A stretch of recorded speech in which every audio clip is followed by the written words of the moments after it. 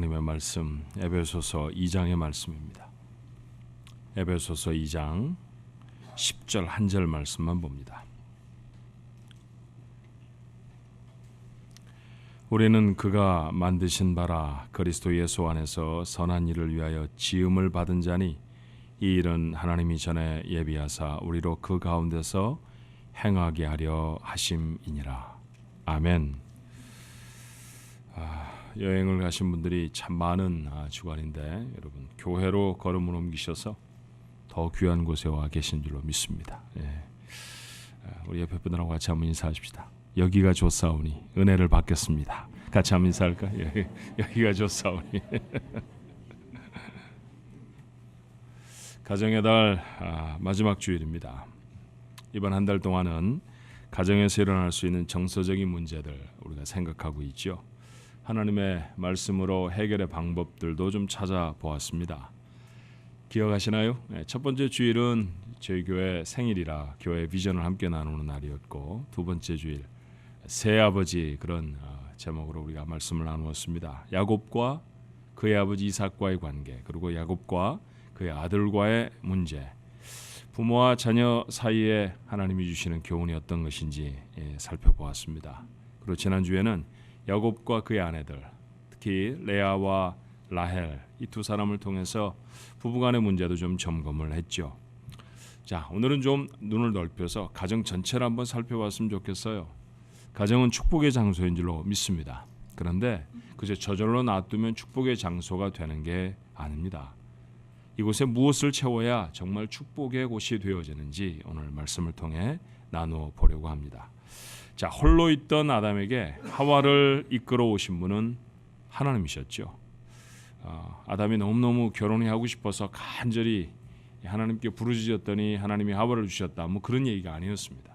하나님이 아담을 잠재우시고 그의 갈비뼈를 뽑으셔서 아내를 만드시고 두 사람을 짝지어 주셔서 가정이 시작되었습니다. 그러니 가정이라고 하는 것은 하나님이 시작하신 것이죠. 하나님은 좋으신 분인 줄로 믿습니다. 근데 좋으신 하나님이 시작하신 것이니까 당연히 좋아야 하잖아요. 축복의 장소가 되어야 하지 않습니까? 그래요. 하나님이 가정이 축복의 장소가 되도록 하십니다. 하나님은 이 가정을 사용하셔서 우리 안에 이루시려고 하시는 참 좋은 영향들이 있어요. 이 영향들이 제대로 기능을 하면 가정은 축복의 장소가 되지요. 가정을 이룬 구성원들은 행복할 것입니다. 무엇을 채워야 할까요? 자, 첫 번째는 긍정적인 정체성을 얻는 곳, 그곳이 가정이어야 합니다. 긍정적 정체성. 제가 잘 안 하는 것 하나, 둘, 셋, 오늘 그렇게 하면 설교할 겁니다. 그래야 여러분이 잘 기억하실 수 있을 것 같아서 세 가지밖에 안 할 거예요. 자, 콧등을 찡그리는 아이가 우리 교회에 있습니다. 이 아이가 왜 자꾸 말할 때 콧등을 찡그리나, 내가 싫어 그러나 그랬더니 그건 아니에요. 두 팔을 벌리고 저한테 달려오는데 달려오면서도 콧등을 찡그리는 거예요. 왜 이렇게 콧등을 찡그리나 그랬더니 나중에 그 이유를 알았습니다. 자기 아버지가 말할 때마다 콧등을 찡그리더라고요. 아버지가 그 아이를 볼 때마다 콧등을 찡그리면서 보았습니다. 그랬더니 그 아버지의 얼굴을 본 아이가 가장 자연스럽게 만들어내는 얼굴, 그게 바로 콧등을 찡그리는 얼굴이 된 것이죠. 이런 것을 대상관계 이론이라고 불러요. Object Relation Theories라고 보통 말을 하는데, 어떤 대상이 있는가에 따라서 그 대상을 보고 자라는 사람의 인격이나 삶이 형성된다라는 것이죠. 보통은 가장 중요한 시기는 0세부터 3세까지라고 알려져 있습니다. 이때 그를 돌보았던 대상에게서 평생을 좌우할 만한 정서적인 틀이 형성된다라고 하는 것이에요. 보통 0세에서부터 3세 사이의 아이를 돌보는 것은 아버지나 엄마입니다. 자, 늘 짜증을 내는 엄마를 보며 자란 아이는 엄마가 자기 때문에 짜증이 났다고 생각하기가 참 쉽죠. 그래서 자존감이 낮은 사람으로 자랄 가능성이 높습니다.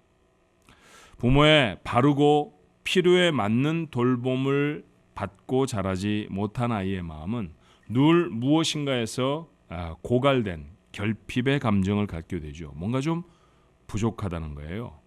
자, 그런 아이는 그 결핍을 채우기 위해, 부족함을 채우기 위해 다른 대안을 찾습니다. 그런데 그 대안을 과도하게 찾게 되어지면 다양한 중독에 노출될 가능성이 높습니다. 예를 들면 오락이라든지 인터넷이라든지 그 밖에 여러 가지 술이나 담배와 같은 것에 중독될 가능성이 참 높아지는 것이죠.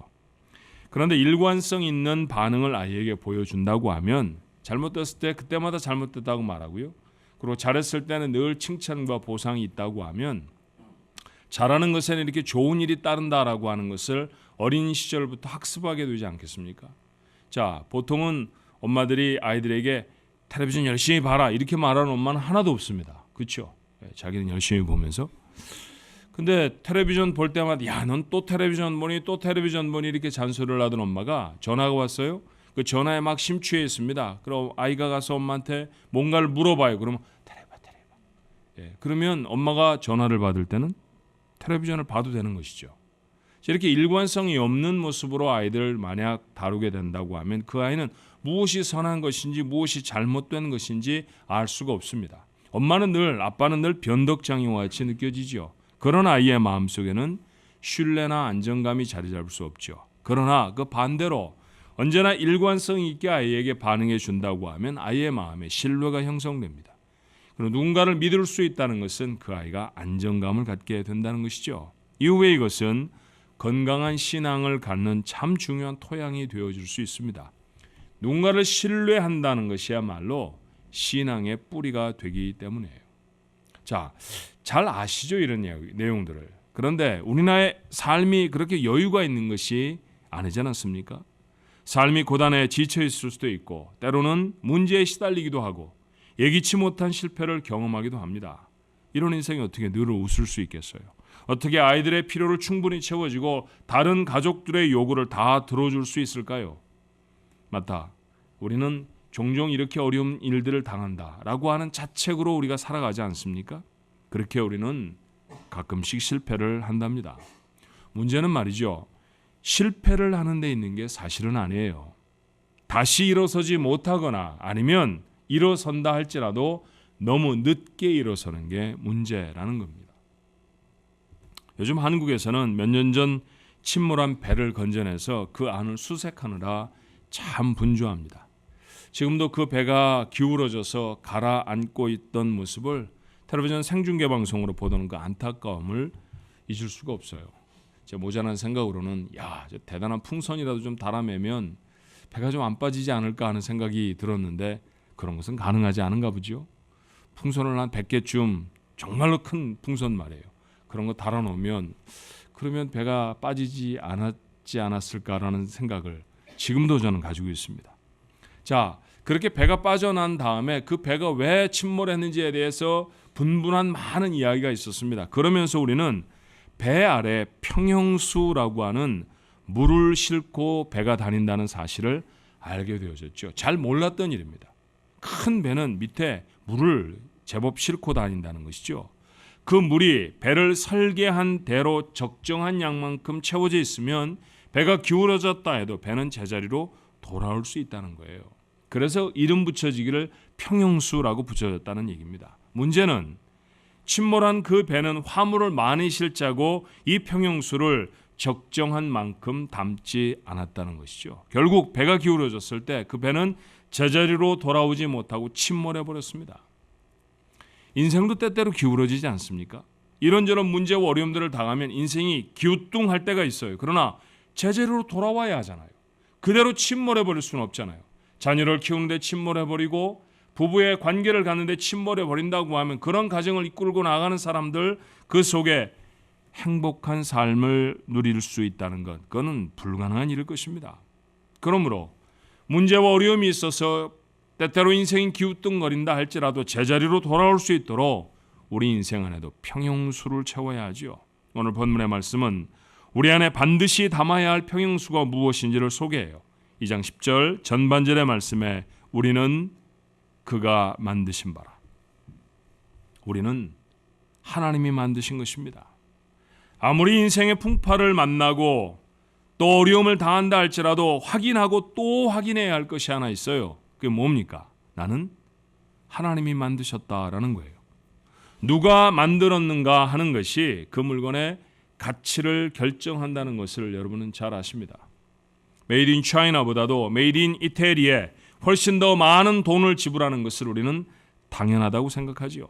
나는 부족한 내 부모가 만들어낸 우연한 존재가 아닙니다. 하나님이 만세 전부터 계획하시고 예정하셔서 애정을 갖고 만들어내신 하나님 최고의 작품인 줄로 믿습니다. 우리가 뭘 얼마나 많이 갖고 있든지 갖고 있지 못하든지 간에 우리는 이 세상에 존재할 때부터, 그 존재를 시작할 때부터 이미 하나님의 작품이라는 것이죠. 내 아이는 다르겠습니까? 내 아이는 부족하기 짝이 없는 내가 만들어낸 게 아닙니다. 내가 상상도 할 수 없는 하나님의 계획으로 나를 통해 이 땅에 보내신 하나님의 자녀인 줄로 믿습니다. 이 사실을 기억하는 자가 아무리 어려운 인생의 문제를 만나도 돌파할 수 있습니다. 잠시 기울어지고 실었던 화물을 잃어버리는 일은 혹 있을지 몰라도 파선하지는 않게 되는 것이죠. 이 사실이 끊임없이 확인되어야 할 것, 그것이 가정이라는 것입니다. 긍정적인 자기 정체성, 이것이 바로 가정 안에서 되어져야 할 일입니다. 자, 산수를 좀 할까요? 아내 여러분들, 여러분은 무언가에 실패하고 어깨를 늘어뜨린 남편들에게 당신은 하나님의 작품이에요, 그러니 이런 작은 일에 실망하지 마세요 라고 말해본 적이 있습니까? 하다못해 벽에다가 액자만 좀 삐뚤게 달아도요, 제대로 하는 게 없어, 이렇게 하지는 않으셨나요? 남편들은 어떠셨나요? 여러분은 갑작스럽게 닥친 어려움으로 겁에 질려있는 아내들에게 괜찮아, 우리는 하나님이 지으신 하나님의 자녀야, 하나님보다 더 큰 문제는 없어 라고 용기를 북돋는 남편 들으셨습니까? 부모님들, 운동시합에 지고 좋은 성적을 받는데 실패하고 입학 허가를 받지 못하고 직장에서 해고를 당한 아이에게 괜찮아, 너는 그 시합보다, 그 과목보다, 그 학교나 직장보다 소중한 하나님의 작품이야, 하나님이 너를 만드셨듯이 너를 위해 더 좋은 계획을 준비하실 거야, 그렇게 격려하셨습니까? 아니면 속상한 아이보다 더 실망한 얼굴로 이불을 뒤집어 쓰고 계셨나요? 가정 속에서 끊임없이 확인되어야 할 것, 나는 하나님의 사람이야, 나는 하나님이 지으셨어, 하나님의 God's workmanship, 하나님이 만드신 작품이야 라고 하는 사실이 끊임없이 확인되어지는 가정, 그 가정은 자신의 삶을 이끌어 나갈 용기를 잃지 않을 수 있습니다. 우리 모두는 가정에서 우리의 인생을 시작했죠. 그러므로 내가 누군가 하는 정체성은 세상에서 확인하는 게 아니라 가정 속에서 확인이 되어져야 합니다. 오늘 여러분의 심장에 새기십시오. 거울을 볼 때마다 확인해야 합니다. 나는 하나님이 만드신 작품이다 라는 사실을 말해요.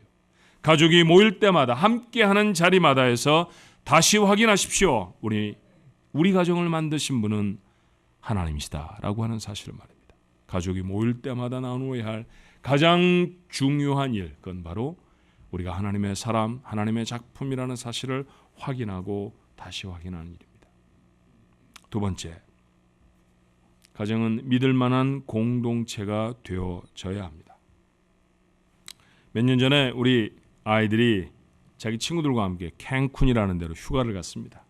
저는 한 번도 가보지 못한 곳인데 거기 비행기표를 사고 가더라고요.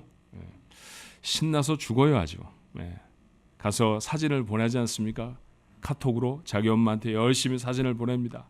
뭐 이런 포즈 저런 포즈, 아주 아름다운 해변의 모습 사진 찍어서 열심히 보내요.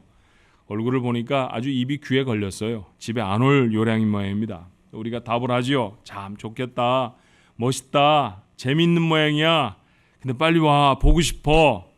답이 옵니다. 우리도 보고 싶지, 근데 말만 그런 것 같아요. 안 올 것처럼 얼굴 표정은 그렇습니다. 그런데 말이에요, 우리가 만약에 답을, 그래? 거기가 그렇게 좋아? 그러면 그곳에 살아, 오지 마, 방 뺄 거야, 그러면 그 아이들은 어떻게 지날까요? 그 다음에도 휴가지에서의 며칠이 즐겁고 행복한 곳이 되겠습니까? 여러분, 휴가를 간 곳에서 정말로 그곳의 시간들이 즐거우려고 하면 확실하게 돌아갈 집이 있어야 합니다. 돌아갈 집이 없는데 휴가지에서 즐거울 사람은 아무도 없죠.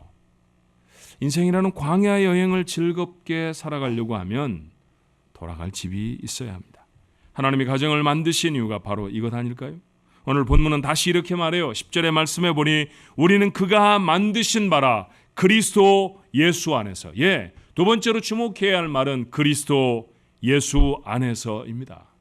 그리스도 예수, 무너지지 않는 성 아닙니까?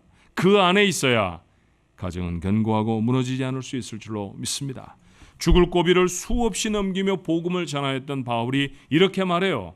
로마서 8장 38절로 39절에 내가 확신하노니 사망이나 생명이나 천사들이나 권세자들이나 현재일이나 장래일이나 능력이나 높음이나 깊음이나 다른 어떤 피조물이라도 우리를 우리 주 그리스도 예수 안에 있는 하나님의 사랑에서 끊을 수 없으리라. 바울만큼은 아니라 할지라도 우리가 살아가는 인생살이도 쉽지를 않습니다. 그런 우리가 하루에 일을 멈추고 돌아갈 가정을 생각할 때 이럴 수 있다고 하면 그는 살아낼 수 있죠. 어떻게 이런 쉼과 위로와 회복을 주는 가정을 이룰 것입니까? 답은 한결같지 않아요? 그리스도 예수 안에서입니다. 그러니 사랑하는 중앙가족 여러분, 그리스도를 향한 믿음을 놓치지 마십시오. 믿음을 갖는다는 것이 선택사항처럼 되어버렸어요. 서로 사랑한다라고 하는 확신으로 가정을 이루기도 합니다. 철저하게 계산된 조건으로 가정을 이루는 사람들도 있죠. 그러나 이 세상의 그 어떤 사랑보다, 어떤 대단한 조건보다 강한 것은 예수 그리스도이십니다. 그러므로 그 그리스도를 믿음의 구주로 온전히 섬기는 가정보다 더 견고한 가정은 없는 줄로 믿습니다. 자, 시작부터 부탁을 해야 할 것 같습니다. 결혼을 계획하는 젊은이들이 이곳에 계십니까? 믿음 안에서 결혼하십시오. 만약 여러분이 결혼을 계획하고 있다고 하면 여러분이 스스로 먼저 진실한 그리스도 안에 있는 사람들이 되어져야 합니다. 그리고 그렇게 그리스도 안에 있는 배우자를 얻도록 기도할 수 있어야 합니다. 아직 자녀가 없는 젊은 부부들도 계시죠. 지금은 그리스도 안에 있는 가정에 기초를 놓을 최고의 시간입니다. 무엇보다도 시간을 내어 예배하십시오. 애가 딸리기 전에 실컷 돌아다니고 여행할 거야. 그건 아닙니다. 그거 아니에요. 사실 애 키우면서 지나본 분들은 압니다만 애 없이 다니는 여행처럼 썰렁한 여행도 없습니다. 그렇죠? 아이가 없을 때 정말로 힘써야 할 건 예배하는 일입니다. 기도하는 일입니다. 그래야 아기가 태어나고 분주한 시간이 되어도 여전히 그리스도 안에 있는 가정으로 흐트러짐이 없을 것입니다. 자녀를 키워내는 부모들이 계시죠. 여러분, 그 아이들이 12학년이 되어져서 가정을 떠날 때까지 여러분이 집중해야 할 최고의 사명은 그 아이를 그리스도 안에서 키워내는 것입니다. 여러분의 아이는 예수 그리스도를 진실하게 믿고 있습니까? 기도하나요? 예배를 통해 은혜를 경험하는 아이들입니까? 이것이 잘 준비가 되어진다고 하면 그 아이들은 세상을 이기는 하나님의 용사가 될 것입니다. 장성한 자녀를 떠나보낸 가정들이 있죠. 불행하게도 그들 중에 많은 아이들이 그리스도 안에 있는 삶을 살고 있지 못하다는 사실을 저는 압니다. 그런데 여러분, 실망하지 마십시오. 자신이 태어나는 곳으로 돌아오는 고기, 연어라고 불리워지는 고기가 대표적이잖아요. 그 연어는 자기 살던 곳으로 돌아옵니다. 아무리 계곡이 높아도 힘차게 꼬리를 퍼덕거리며 그 물을 거슬러 올라서 자기가 태어난 곳으로 올라옵니다. 그곳이 자기 살던 태평양보다도 훨씬 더 거친 곳이라 배는 다 갈라지고 비늘은 다 벗겨질지라도 자기 집으로 돌아옵니다. 돌아오는 건 연어만은 아니에요. 우리 아이들도 자신의 아이를 갖게 되면, 문제와 어려움에 직면하게 되어지면 여러분에게로 돌아옵니다. 그때를 위한 답을 준비하고 있어야 해요. 돌아왔더니 아빠 엄마가 헤어지고 같이 안 삽니다. 무슨 해결을 얻을 수 있을까요? 돌아와 보니 자신이 있었을 때보다 훨씬 비신앙적입니다. 훨씬 더 많은 다툼과 갈등이 있습니다. 그곳에서 아무런 해답을 얻을 수가 없죠. 돌아온 아이들이 답을 얻을 수 있도록 여러분의 가정을 준비하십시오. 이 일을 위해 기도를 게으리하지 말아야 합니다. 다시 말하거니와 예배의 자리를 떠나지 않아야 해요. 하나님이 주시는 신령한 은혜를 얻는 자리가 예배의 자리 아닙니까? 그것을 무시하고 그것이 아무것도 아닌 것이 되어지고 그것이 자기 삶에 있어서 우선순위의 저 밑바닥에 있는 사람이 하나님의 채우심을 경험할 방법은 없습니다. 그러니 자녀들이 돌아올 가정을 준비하기 위해 여러분이 더 경건하게 더 거룩하게 하나님 앞에 설 수 있어야 합니다. 이와 같이 거룩한 공동체, 견고한 공동체를 만드는 것, 그것이 바로 가정에서 이루어야 할 두 번째 일이죠. 마지막 세 번째로 선한 일에 힘쓰는 가정이 되어져야 합니다. 선한 일에 힘쓰는 가정입니다. 저는 어려서 전학을 무척 많이 다녔습니다. 많이 다녔다고 하면 여러분 대충 상상을 얼마나 하실까요? 제가 손가락으로 이렇게 꼽아봤더니 제가 국민학교 다녔거든요. 여러 번 말씀드리지만 11군데의 국민학교를 다녔더라고요. 지나치게 많이 다녔죠. 네.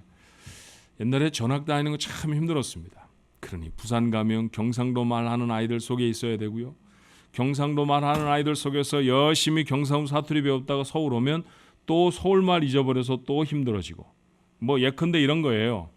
부산 가서 학교를 다닐 때 모르는 게 있어서 선생님 이러면 애들이 배꼽을 잡습니다. 선생님이래. 지들은 쌤예 이러거든요. 자기들 말하고 다르다는 거죠. 여러분 쌤예 그래야 됩니까? 선생님 이래야 됩니까? 선생님이 맞지요. 근데 맞은 얘기한 아이가 얼굴이 벌개져 갖고요. 그러면 여러분 다음에 질문 못합니다. 얼마나 속이 상한지요. 그래놓고 애들끼리 놀리는 거예요. 서울내기, 담아내기. 그 뒤에 왜 담아내기가 붙는지 난 지금도 알 수가 없어요. 하여튼 부산 아이들 이상한 아이들이에요. 하여튼 꼭 저보러 서울내기, 담아내기 그랬어요. 제가 담아내기처럼 생겼는지 거울을 다 봤다니까요. 얼마나 속이 상하는지. 왕따를 당하고 무시를 당하고. 그럼 어렸을 때 할 수 있는 짓이 뭡니까? 징징 우는 거죠. 집에 와서 아버지 퇴근하셨는데 징징 울어대면 아버지도 속이 상하셨던가 봐요. 그때 우리 아버지가 이렇게 저에게 말씀하시곤 했습니다. 넌 내일 말이야 그 아이 집에 어딘지 몰래 따라가 봐. 그리고 큰 돌을 들어갖고 그 집에 장독을 깨고 와. 그냥 아빠가 다 물어줄 테니까. 이야, 그때는 그 아빠가 얼마나 듬직해 보이는지 우리 아빠 정말 멋있어 이렇게 생각했습니다. 근데 목사가 되어 생각해 보니까 이야, 그 장독 깨고 왔으면 큰일 날 뻔했어요. 얼마나 회개를 많이 해야겠습니까? 그렇죠? 안 하기를 정말 다행입니다. 여러분, 아이에게 그 아버지는 자랑스러웠을지 몰라도요, 이렇게 가르쳐주는 것은 잘못된 가르침입니다.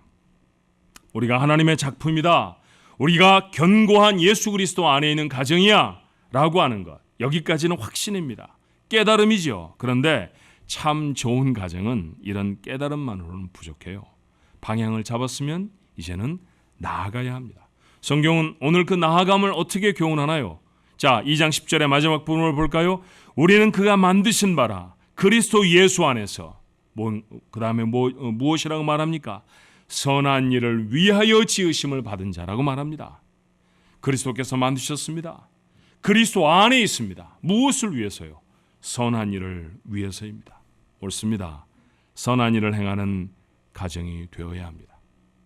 제가 아는 어떤 가정은 아이의 생일에 아이에게 떡 벌어진 생일상을 차려주는 것 대신에 아이에게 좋은 선물을 사주는 것 대신에 그 비용을 다 모아서 더 많은 조금 값은 덜 나가지만 더 많은 선물을 준비해서 고아원을 방문하는 가정이 있습니다.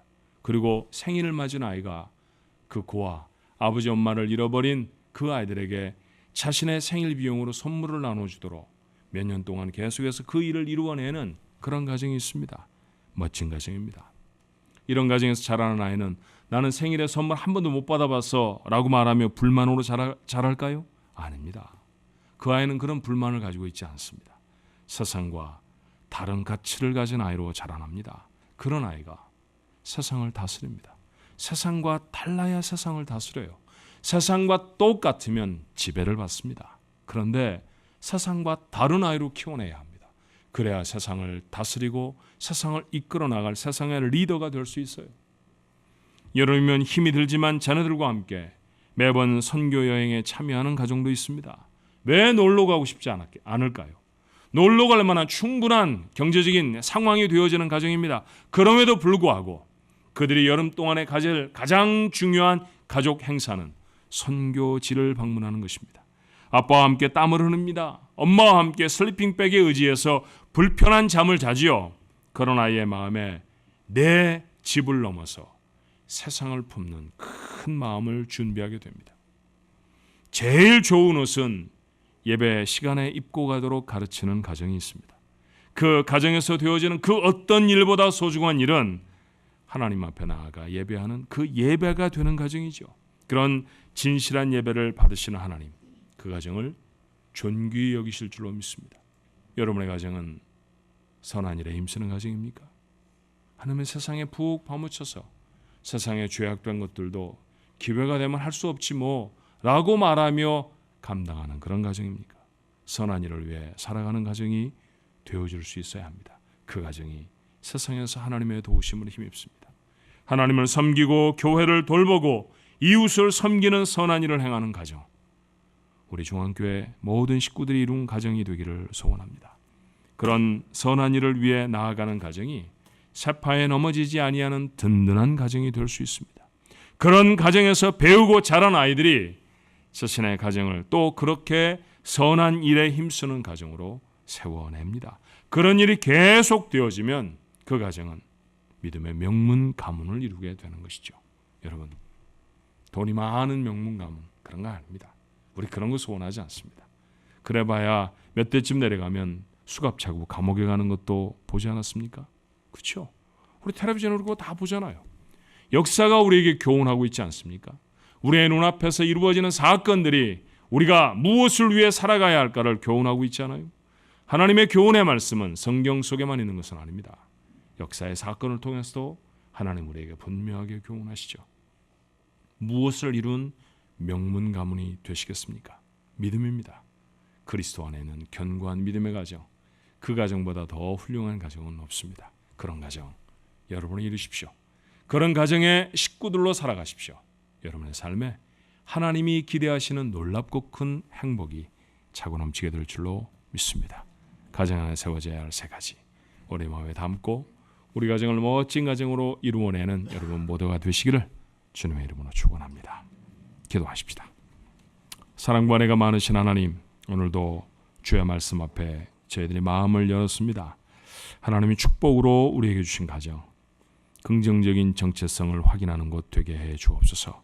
먼저 우리 스스로가 나는 하나님이 만드신 자야, 우리 가족들 하나님이 만드신 사람들이야, 그 사실 잊지 않게 하여 주옵소서. 다양한 종류의 세파가 우리를 넘어뜨리려고 합니다. 그때마다 자리를 잡을 수 있는 우리 인생의 밑바닥에 든든히 자리 잡은 분명한 확신, 나는 하나님의 작품이야 라고 하는 사실, 그거 놓치지 않은 곳, 그것이 날마다 우리의 마음에 새로워지는 것, 그것이 우리의 가정들이 되게 해 주시옵소서. 믿을 만한 공동체가 되어져야 할 것입니다. 늘 가정으로 돌아오면 쉼이 있고 회복이 있고 온전한 하나님의 위로가 있는 곳, 그것이 바로 우리의 가정이 될 수 있도록 도와주옵소서. 그리스도 안에 있어야 그리 된다고 하셨습니다. 그리스도 안에 있는 견고한 가정들, 믿음을 잃지 아니하는 가정들 되어지게 하여 주시옵소서. 하나님, 이렇게 이룬 가정이 세상을 향해서 선한 일에 힘쓸 수 있게 도와주시기를 원합니다. 하나님의 허락하신 선하고 복된 일, 그것 열심히 감당해서 하나님이 채우시는 놀랍고 큰 은혜와 복을 담는 우리 모두의 가정이 되도록 축복해 주시옵소서. 예수님 이름으로 간절히 기도하옵나이다. 아멘.